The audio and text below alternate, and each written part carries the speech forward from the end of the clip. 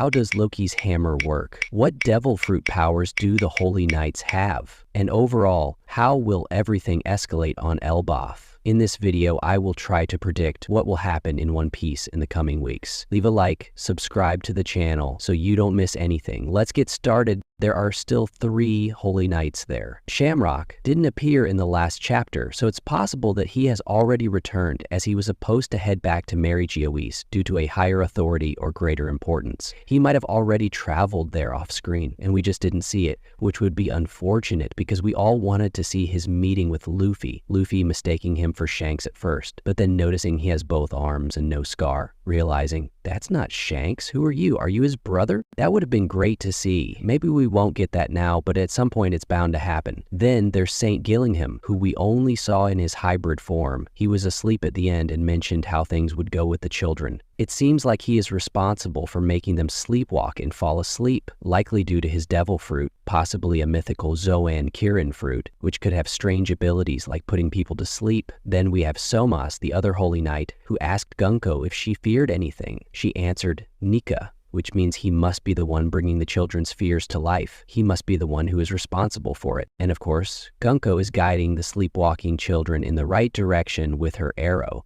So all 3 Holy Knights currently present have already used their abilities. That's pretty crazy because the giant creatures that were summoned, representing the children's fears, seem to be just a distraction, but a really intense one. However, only those who were originally afraid of them should be affected, and since the children are all asleep, that's what makes this situation truly cruel. I'm really curious if the children will eventually wake up and come face to face with their manifested fears. That would be absolutely terrifying. And another interesting question is whether we will see other characters facing Somas like the Straw Hats. If Sanji, Luffy, or someone else confront Somas, he might be able to summon their greatest fear. That would be fascinating. What is each character's worst nightmare? For Luffy, does he even have a fear that Somas can bring to life? Or would he just see his friends dying, since that seems to be his only real fear? And the most interesting case is Usopp. What kind of fight would that be? His battle against Perona was already amazing, but going up against Somars, who can materialize fears, could be even better. Usopp is the most cowardly member of the crew, so seeing how he handles this would be really exciting. Since the Holy Knights don't have the necessary markings to teleport through the abyss using the teleportation seals, they can't just instantly move the children away. Instead, they have to bring them to the ship and sail away slowly. But I just can't imagine all the children sleepwalking all the way to the coast while the Holy Knights protect them, preventing any rescue attempts. The giant creatures serve as a distraction for the giants, keeping them occupied in battle. But I really can't see a scenario where the children simply board the ship at the coast, set sail, and head toward Marijoa without anyone, Luffy, Loki, or anyone else doing something to stop them. That's just impossible. There has to be an intense battle before this happens, while the sleepwalking children gradually make their way to the shore. That's essentially the time limit they have. The Holy Knights need to be stopped before the children reach the coast. But I still wonder, how is all of this supposed to work? Because the Straw Hats, the Giants, and the fighters on the good side significantly outnumber the 3 Holy Knights. So how are they supposed to stop everyone? The Holy Knights must be incredibly strong. On the other hand, I still wonder, what did Shamrock mean when he said, with our allied forces we could turn this into a game? That game hasn't been mentioned again at all. But what kind of game could this be? The Holy Knights aren't competing against each other to see who can kidnap more children. They're working together as a unit. So, does the game refer to who can defeat the most opponents, whether Straw Hats or Elbaf Giants? Or is there another aspect to it? Let me know in the comments what you think. How could this situation possibly be turned into a game? Then of course there's another pressing issue. The Great Tree is burning. It has to be extinguished. Loki needs to be stopped. Otherwise he'll keep striking the tree another 10 or 20 times until everything is completely reduced to ashes. Maybe they can still put out the fire before it spreads too far. But even then it's a difficult situation. Loki must be freed, but the real wild card is what happens next once he is unchained. It's impossible to predict his next move. Once he's freed, he'll likely go all out, transform into his devil fruit form, and maybe even regenerate. I suspect he has a sun-based power since he mentioned that the sea stone shackles severely weaken him. A few chapters ago, he stated that the sea stone chain around his ankle was restricting him, but now he claims it won't hinder him as much anymore. He can still swing his hammer and fight. He just can't use his devil fruit abilities yet. And then there's the legendary fruit he supposedly stole and ate. I'm not entirely convinced that's true, but I think we might find out in the next chapter. If they unchain him, we'll likely witness his transformation immediately. I'm really curious, what kind of devil fruit power does Loki have? And more importantly, what will he do next? He himself has declared that he will bring the end of the world. He wants to destroy Elbaf. So isn't it obvious that if they free him, he'll go on to destroy everything? Or will he actually honor his word and show some grace to Luffy by fulfilling his promise? Will he at least provide Luffy with information about Shanks? That would be amazing if it happens. Luffy will definitely push for it. He'll remind Loki, you said if I freed you, you'd give me information about Shanks. I freed you, now tell me. This could mean that in the next chapter, or the one after, we might get huge reveals about Shanks, how he was captured, how that event played out, where he is now, why Loki holds a grudge against him, and when he might return. Honestly, these details feel almost necessary at this point. People often assume that Luffy with Gear 5, Zoro, and the others can just wipe out any opposition. But hold on, the Holy Knights are on another level. I don't think they're meant to be completely defeated in this arc.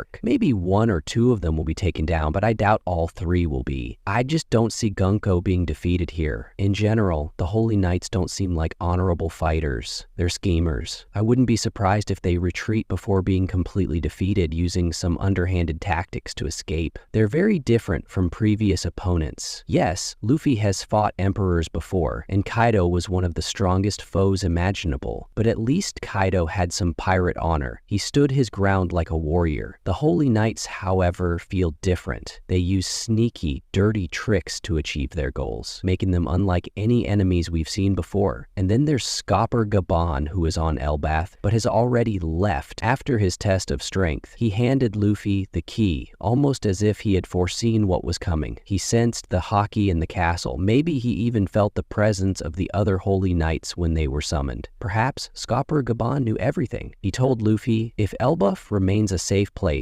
and you manage to leave here, then come find me. Almost as if he knew things were about to go completely out of control. Maybe this was the real test all along, not just the fight over the key, but whether Luffy and his crew could survive what's about to unfold. Instead, you must fight back against the Holy Knights. You must save Elbaf, and if you manage to do that, then come find me at the end. It almost felt like Scopper Gaban was trying to tell them this, as if he already knew that total chaos would break out just one chapter later. And then there's Shanks, who keeps being mentioned like a recurring thread throughout this arc, literally a red thread. We keep getting hints about him. He was just here, now he's gone again, and he's expected to return. The Giants have talked about him. He's going to show up. Mark my words, Shanks will come to Elbaf while Luffy is still here, and they will meet. That moment is coming. How many decades have we been waiting for this? And now, we're finally going to get it in this arc. I'm almost certain, if not now, then when? Where else would this happen? Now it's your turn. Drop your thoughts in the comments. What do you think will happen next? That was my interpretation of the current situation on Elbaf, and will continue next week. But before that, I have another exciting video for you this week, so make sure to subscribe. For now, I'm out. Have an amazing day. Take care. See you soon.